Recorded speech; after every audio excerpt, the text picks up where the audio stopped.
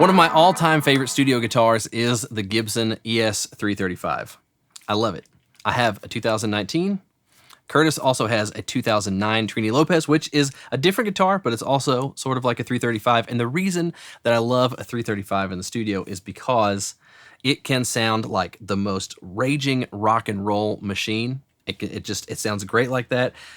It can also sound so beautiful when it's played clean, and it's versatile and different. I think it can be on country, I think it can be on rock, and I even think that you could play it on some heavy rock stuff. It can also do jazz. It's a very versatile instrument. And Curtis just got a new 335, but it's actually an old one, right? It's a vintage Yes. 335. I picked up a 1967 335 in Nashville last week. Dude. Yeah, it's got the patent numbered pickups. It is the oldest pair of pickups I've ever had the opportunity to play.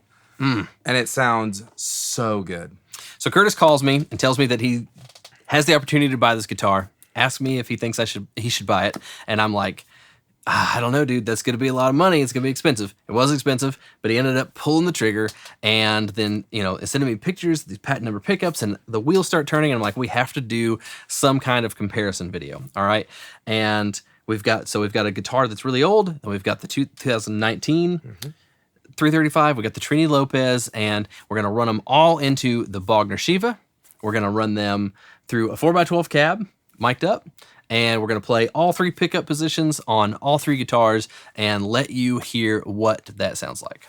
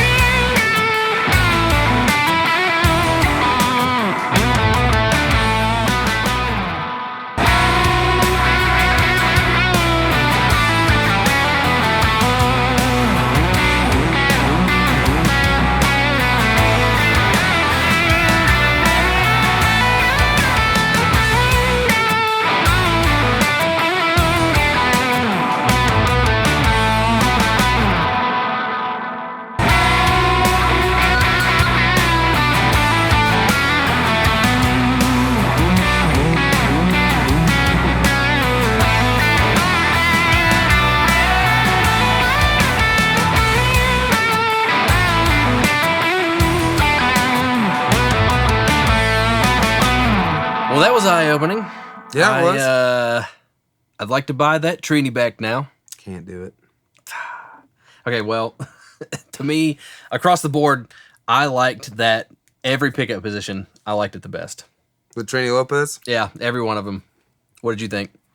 I liked all three of them. I thought the Trini Lopez was the most consistent across the board. But I really loved how bright this was and low output. Like there was something about that playing it and hearing it back that just sounded really good. Dave Friedman says high gain amps and low output pickups. It sounds really good, man. Sounds like rock and roll to me. Yeah, it sounds like rock and roll. I think, so, again, just to reiterate, part of the reason that I wanted to do this video is because I think 335 is like the ultimate, studio guitar. I think it can sound great on clean, twangy stuff that's country, even though it's humbuckers. I think it can sound great on jazzy, cleaner stuff. I think it can sound great on stuff that's really, really rocking in your face, really driving tones. It's a very, very versatile instrument, and that's coming from a guy that, loves Les Pauls. Yeah. And I really liked the Trini the best in all the examples. That was my favorite. I felt like it was the best. It still had some brightness to it, and it also didn't have. I felt like my 335 has this like woofy, woolly low end that I wasn't digging in the examples. Now, in fairness, we would set some of these sounds up, and then with one guitar, and then we're just using it on all guitars, right? Yeah. So it may not work for every instrument. Every amp and setting with guitar, like you're always going to tweak it and adjust it if you're just using the one. But just to give you the fair example across the board, we left everything the same. But it could also be pickup adjustment. It could be, my guitar might just need the bass side of the pickups, pulled down just a speck, and that would even it out. We didn't do anything like that. We didn't go through and try to with a ruler set every guitar up the same. We just changed the strings, made sure they all had new strings, and then went into the Shiva. Yeah, just let it go. I felt like the Trini Lopez was the most consistent.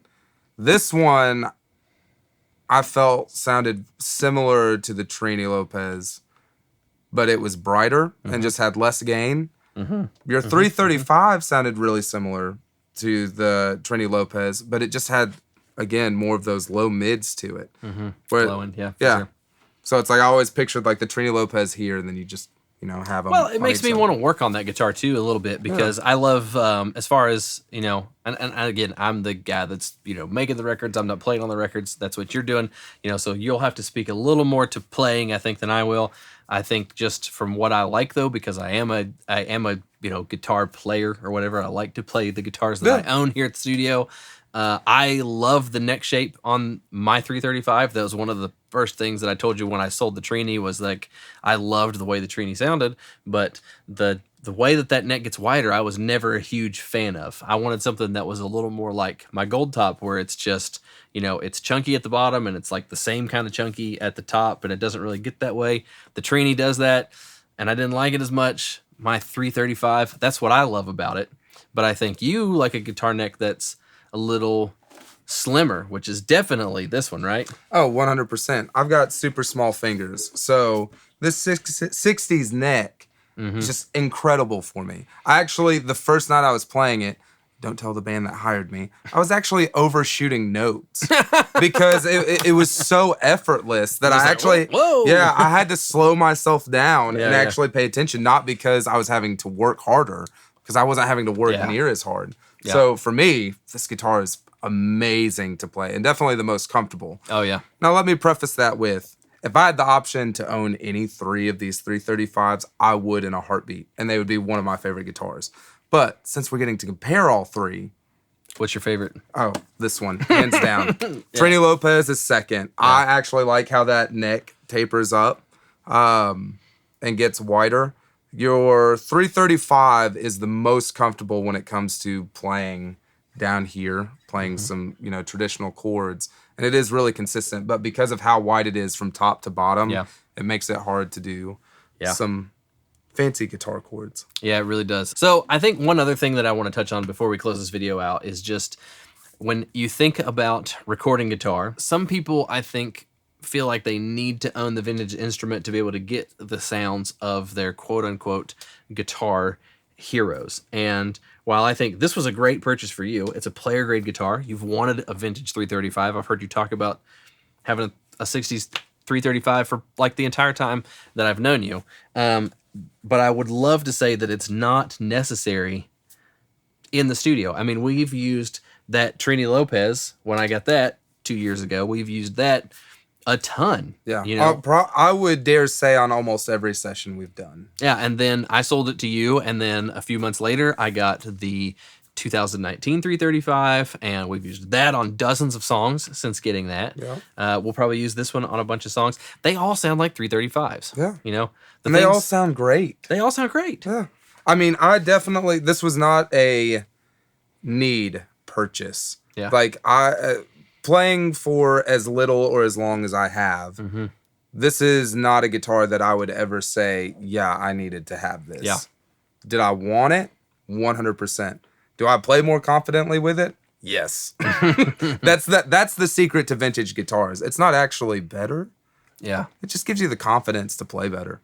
And you should play what gives you that confidence. I mean, there's lots of guitar players will talk about the situation of like you pick up an instrument and it makes songs, it makes ideas come out of you. It's inspiring to play. You know, this instrument is a piece of art, and what is coming out of your hands and through that amplifier is a piece of art. And that's really the most important thing at the end of the day. So I hope that you liked this video. It's a simple comparison. If not, I'll watch it enough for the both of us. You'll watch it enough to get the view count up for us. All right. So leave us a comment below. Which one did you like the best? We would love to know that. I've been Matt. I'm Curtis. We'll see you in the next video.